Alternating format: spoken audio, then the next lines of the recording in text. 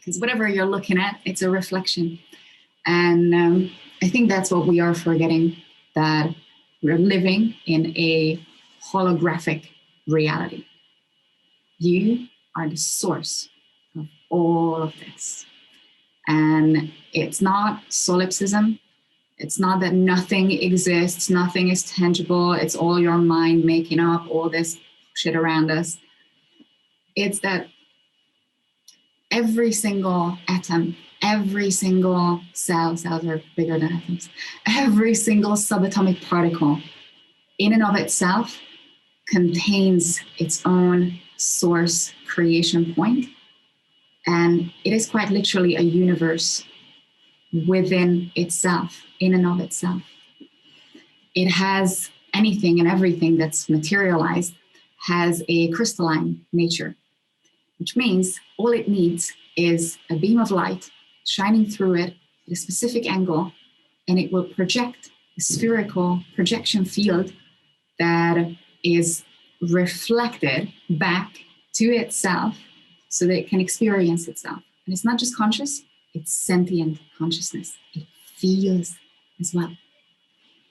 And the way we coexist and cohabit and co-resonate is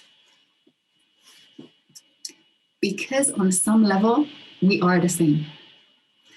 It's as if we're living in a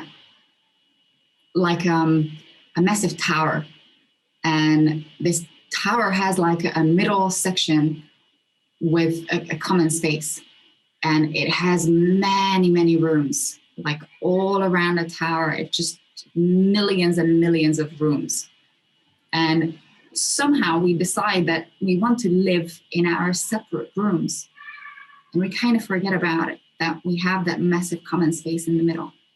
And every time we want to return to that common space, we share our experience. Nobody is confined to our separate rooms, even if we like spending time in it. Nobody needs to live in their own separate bubbles, in our separate universes. We have a common space. We can share that space. We can go back to that space, pick up some information that would create matter differently, and bring it back to our separate rooms and literally recreate body parts that are, instead of cancerous cells, now are somehow healthy cells. In that common space, in that shared space within our tower, all of the information is readily and freely available. Everything that has ever been created, thought, felt, can be picked up if we decide to meet in that shared space.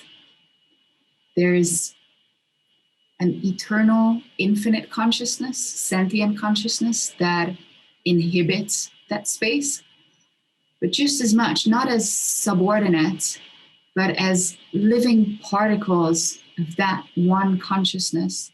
Each individuation can return to that common space and share their separate viewpoint, their distinct, identified, separate reality.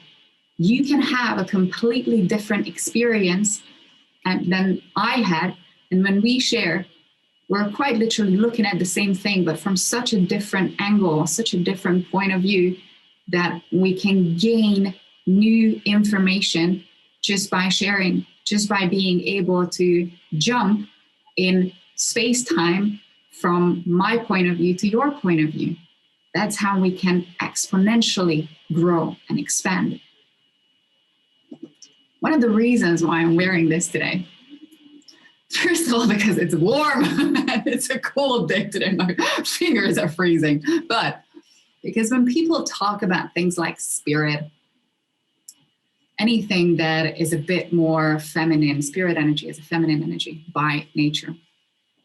And people usually wear these flowy dresses, and they talk about femininity in such a gentle, soft, chaotic way that for more masculine energies, it's very easy to ridicule it. It's very easy to call it spineless, weak. And there is something about how you express yourself. This is a more masculine look. This is probably one of the most masculine looks that I had throughout the series. There is something about how you express information that determines how it's going to be received. There is an internal space within all of us that agrees on the common truth, agrees on the information. But if you're talking to me from your separate room, I'm going to perceive something else than if we were to be talking to each other in that common space. Just by you being in your point of view and holding on to that linear way of sequencing information, I'm going to translate that sequence in the way that you've intended. It takes a lot of communication skills to be able to translate, to be able to say that I have this sequencing, you have that sequencing, and the ways where they don't match, the ways that they don't fit, how else can I add something to both of those sequences without taking anything away from them? How can I pad the emotional trauma that you're trying to share with me? How can I have your disagreeing point of view, your belief system, your devotion? How can I translate that piece of information without me distorting it, without me saying that I disagree with you, without me belittling you, without me taking away your free will, your free speech? We're getting very heavily into the last bit of psychological warfare that we talked about last time. Globally, what we see is a double inversion of values. We're not even sure what's right or wrong anymore, because we can talk our way out of and into anything. We can twist and turn points of view in a way that none of us feels right anymore. None of us feels safe to say anything out loud anymore, because it can be interpreted and translated in a way that we did not intend. Because instead of reading encryption, instead of talking spirit to spirit, how we're talking to each other right now, or most of us, especially in public, especially in common spaces and public spaces, the way we try to communicate is inverting the inversion. We are wearing a mask, quite literally. Favorite neighbor, fucking love her. We're wearing masks, quite literally, that are different from our original intention, our true internal world. And because most of us are doing it, we just kind of look past it. We don't even speak up about it anymore. We're not even calling out each other on our bullshit. We just kind of go along with it. Like, yeah, I'm a bit phony, you're a bit phony. The weather is nice today, isn't it? Yeah, fucking is. And we're not really talking spirit to spirit anymore, because most of us don't even believe that we have a spirit. I'm not going to go into how we should develop what was the original sequence of evolution. It's beautiful, it's very technical, it's very long, and on some level, it's quite irrelevant for us, because I believe that the first thing that we need to tackle is our belief, to even dare to believe that we are who we are.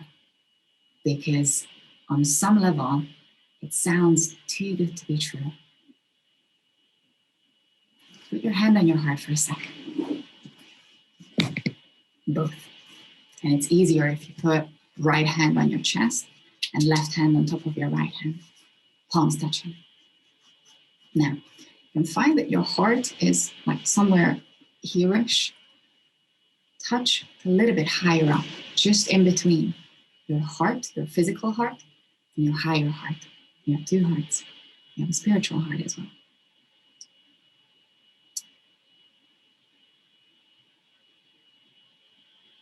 You don't need to say anything. You don't need to think anything. You don't need to feel anything.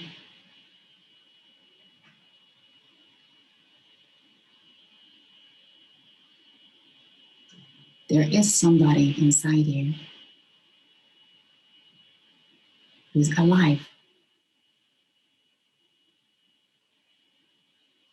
You're not just flesh and bone.